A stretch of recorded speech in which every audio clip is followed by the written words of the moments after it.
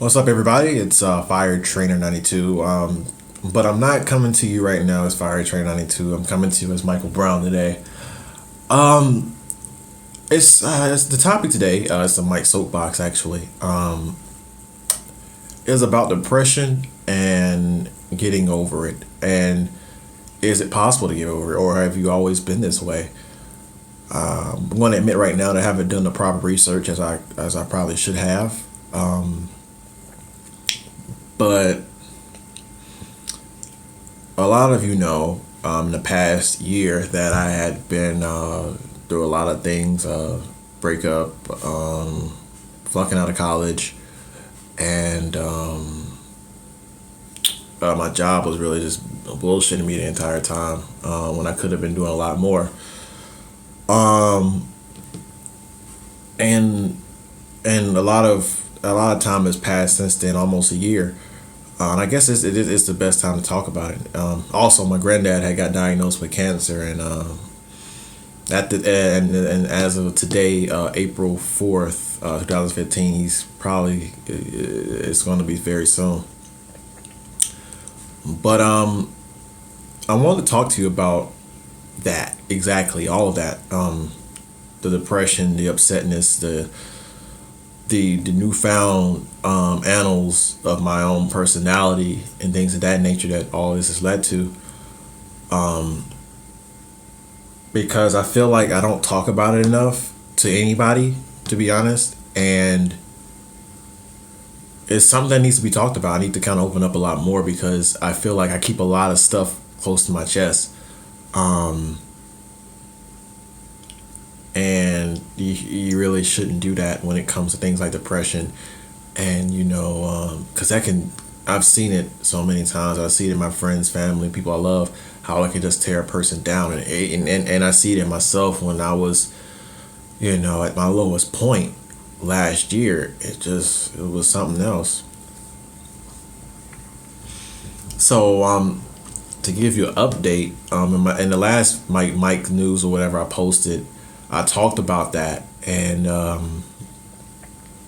lot of things.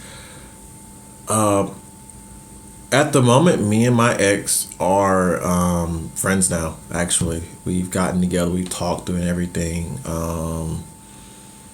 Talked about it late last October, I want to say, and we kind of talked about the things she did or whatever, and it was her turn to apologize to me because of the things she did during our relationship.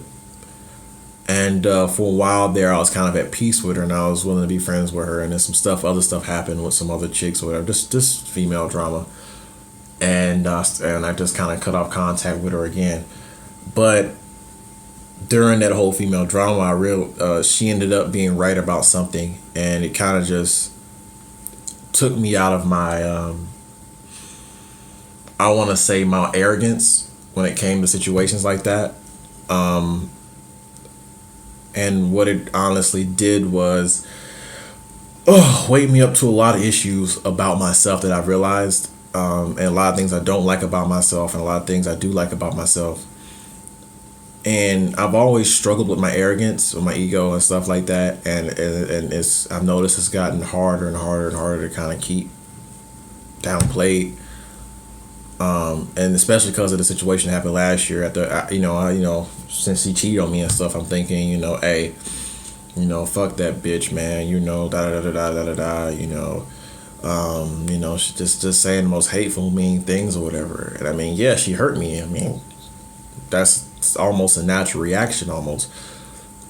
But at the same time, it was just negativity that was festering at my heart. And when she was being honest with me and everything, I kind of didn't take it as honesty, and took her as just being conniving and stuff like that or whatever. And then over the holiday, I kind of realized that nah, that's not the case. She was actually being honest, and a lot of the stuff she was telling me about myself while we were together ended up being true. I used to think that she was bullshitting when she was saying, "Oh, you're not listening to me," or um, "You're not paying attention to me. You're not defending me. You're not doing all this or whatever." And she ended up being right.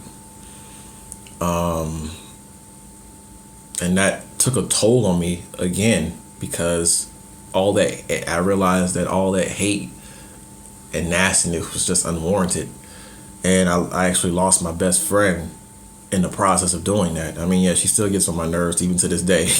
We still have like these little petty ass arguments and stuff like that, but she's someone I like to have in my corner regardless, because our chemistry just overwrites every little single issue we have with each other. Whenever we're together, we have fun and stuff like that.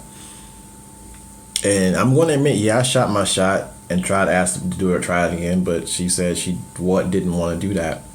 And I have nothing but respect for that answer, because even though I feel like it just feel like the world's kind of just against us when we were together, you know, we probably better off as friends anyways. And to be honest, I asked her that during the time where I kind of just wanted to be alone after having so many striking out so many times, so many dates. I just went back to that option, and to be honest, I shouldn't be going back at all, because there's what's there I already have in her, and that's as a friend. So yeah, that's on that. When it comes to school and career and all that type of stuff, and jobs and everything, at the moment I'm driving Lyft, and it's better than my last job. After Walgreens, I left Walgreens because I was so pissed with them. I went to Amazon, and I worked there for about, I want to say 7 months, until, not 7 months, probably 6 months. 5 months. Yeah, 5 months. I worked there for like 5 months, and I pretty much did that. At that job, I was still going through most of my almost issues. Of course, like I said, the drama happened or at that job or whatever. And at that time, I was feeling really impatient and really drained from just working such a menial job. It's at a warehouse pretty much. And the seeds began to, began to be put into the soil that this isn't what I want to do. And it's like the few times I gained like leadership roles while I was in the was at the job or whatever, was when I enjoyed myself the most. And I realized that I've been running from a leadership position for the longest in my life. Like after a certain point, I just said, fuck being a leader. I'll be a follower, because I don't like the pressure of leading. But then at the same time, I don't like the closed, the box feeling that being a follower has. I like to be out there. I like to put my opinion forward. I like to be able to control things, which is another thing I picked up off my last relationship, that I am really a control freak in my own little way, which is I think I get from my parents or my mom, because I'll speak on that in another video or something like that. But yeah, so after that they let me go. I was a seasonal employee, but I had been applying for the permanent position for like months. They let me go in January, and I started in August last year. And I lost my job. So, without, they didn't give me a 1 week warning or anything. And I feel like I backslid back into whatever I was going on in 2015. The whole point of this year was to be a year of a year of progression. 2016 was a year of progression, a year of getting back to what I'm supposed to be. But one thing I've realized about life is that stuff like this takes time. Everything in life takes time. You may want to rush it. You may want to go ahead and do things like that. But life isn't about that at all. And I'm letting my hot dogs overboil. So hold on 1 second. All right, so yeah, I backslid into a depression, and I never really called it. I knew I was depressed during all the stuff that went down last year, but I never knew I was capable of depression. I've been sad before. I've been let down before. This isn't the first time. I when it came to women or whatever, that I've been heartbroken or whatever, but I think it was a combination of all those things. And then later on that year, learning my granddad had pancreatic cancer, that I was just so tired. And I was tired of any setbacks and any more stress or whatever. So around December, when I started to kind of just formulate a plan for myself for this year, and in January I lost my job. I backslid back into that depression, and it was then that I realized that I I have a problem with depression, and I never thought that it would be something like that. I never thought I was one to be in a mode of depression, but there it is. Like, you don't I always consider myself a strong, cold individual for a while. Mainly in my early years of high school and up. I didn't really feel a lot of emotions, but it's like as soon as I got out of Savannah State, what I consider one of my first failures in life. In my adult life, it's when my emotions started to come at a peak, and I guess I never really knew how to handle those emotions at all because I had been so closed off to myself for a while, for a long time. I mean, I can consider 2012, 2014 to be a big point in my life where I was probably depressed there too, but I just never realized it until recently. But yeah, I just never thought I would be capable of depression. I always thought people that were depressed were weak, and that's a young ignorant thought because anybody can come across depression, even those who think they're strong like myself. My ex, she struggles. I think she just struggles with depression at times too, which is why I see a lot of myself in her, and I didn't see that in myself, but I can see it. I can see it now, clearly as clear as day, and I still struggle with it to this day. And wow, and yeah. I'm sorry. I'm not about to cry. I'm not trying. I'm really trying not to. But like I said, my emotions at this point are at a fever pitch. When I'm happy, when I'm good, I'm good. I'm regular Michael again. But as a matter of fact, like, I won't call it regular Michael. I'll just call it old Michael. Carefree, nonchalant, don't really give a fuck about anything. But then now, this Michael now is a lot more emotional, a lot more attentive to feelings and emotions, and I'm a lot more empathetic to other people's thoughts and opinions and stuff like that. So, I don't know if that's an improvement or not. Because at the same time, while it's nice you can do that, you don't want to feel half the things you feel. You don't want to feel anger, this extreme anger. You don't want to feel like people are marginalizing you. Like, at the moment, I'm at a point now where I don't want to listen to anyone.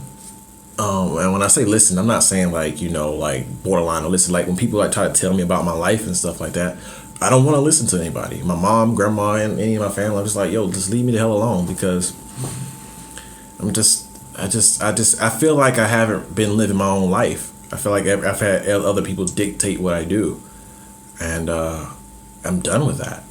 And I get angry when people try to continuously dictate it. I've never gotten that angry before.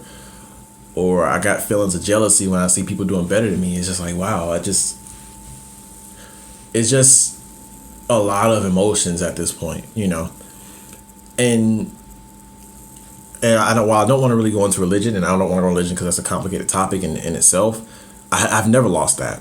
I've never gotten so low to where I just stopped believing. If anything, I got to a point where I just thought that just everything God did was random, and I tried to stop making sense of everything, which honestly has helped me understand, my faith a lot more. Because I realized that my faith goes beyond what actually happens and what meaning, because I can't grasp meaning from everything in life because some things will fly over my head. I can't really anticipate everything and assume everything, Yeah. So I know I'm kind of rambling and it's all going to come to this point, but I never lost my faith. And I think that's one thing that's kind of kept me somewhat grounded. And my friends listen to me and, holding on to me, even though they don't like me talking to my ex because they hate her ass. But it's just one of those things. I think that's kept me grounded, and my own and and my own sense of solitude that I have in myself. That is a remainder of my old self, was that I was a perseverer. I'm tenacious. I can keep going. I can't let things beat me. I can't let this depression beat me, because as far as I know, I'm going to be rocking with this for a long time, and I know I have a long, hard road ahead of me because I'm not in school. I'm doing Lyft and stuff like that. Not to say that's a bad job or whatever, but it's not a full-time job, you know. But I feel like at this point in my life that I'm slowly growing. I had to go through that crucible that I went before, and kind of grow out of my childish antics when it came to stuff like jobs and relationships, and being angry at people and stuff like that. I had to come out of that because it wasn't doing anything for my life. It wasn't improving my life. The only thing that improved my life is a positive attitude and being good to people. Despite what they've done to you, be good to people. That's one thing that's kept me afloat, because I want to spread good around. I want to spread love around. And that's what's helped me fight this depression.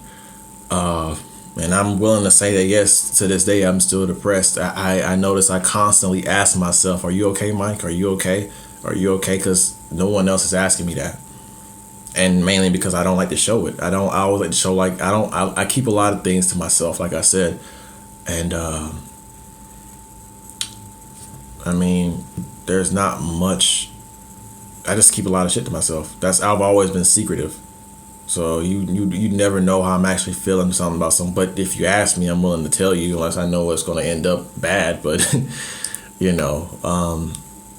but yeah, I just felt like I had to make this video, or these two videos, to kind of explain where my head's been at. I'm starting to do a lot of things I enjoy again, like making videos, playing fighting games again, planning out writing scripts or whatever. I have an idea for a second script. I'm going to try to start filming sometime this summer, and stuff like that. So, yeah, I'm doing better. I know that much, but this is a long fight, and at the moment, I'm not feeling like I'm losing